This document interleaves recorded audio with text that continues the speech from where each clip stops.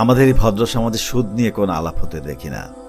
আলাপ না হওয়ার মূল কারণ হচ্ছে আমাদের ভদ্র সমাজে যাদের হালকা পাতলা দিনদারি আছে, মুরব্বীরা হজে গেছেন, বাসায় নামাজের চল আছে, 5 ওয়াক্ত না হলে 4 ওয়াক্ত টাইপ চল আছে, রোজার চল আছে, তারা প্রায় প্রত্যেকে ফিক্সড ডিপোজিট বা সেভিংস অ্যাকাউন্টে টাকা রাখেন, নাহলে পোস্ট অফিসে রাখেন, এফডিআর করেন। ওনারা অনেকে জানেন, অনেকে জানেন না। এটাকে লভ্যাংশ ডাকা হোক আর মুদারাবাই ডাকা হোক, এটা কমপ্লিট সুদ।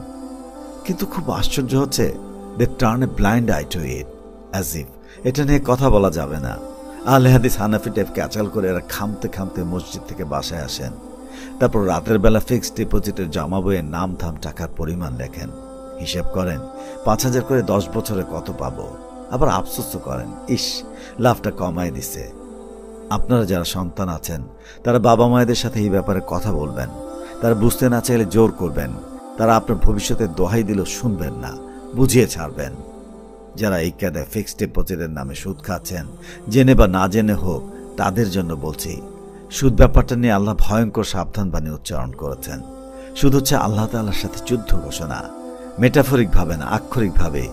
আপনি যেদিন হাসরের পুনরুত্থানে কবর ছেড়ে উঠে আসবেন, তখন একজন ফেরেশতা এসে আপনার হাতে অস্ত্র ধরিয়ে দেবে এবং বলবে, তুমি তো সুদ খেতে, তুমি আল্লাহর সাথে যুদ্ধ ঘোষণা করেছ, এই নাও অস্ত্র, যাও এবার আল্লাহর সাথে যুদ্ধ করো। একটু নিজেকে সেই জায়গায় কল্পনা করুন তো, কেমন লাগছে। আল্লাহ আমাদের আমল করার তৌফিক দান করুন, আমিন।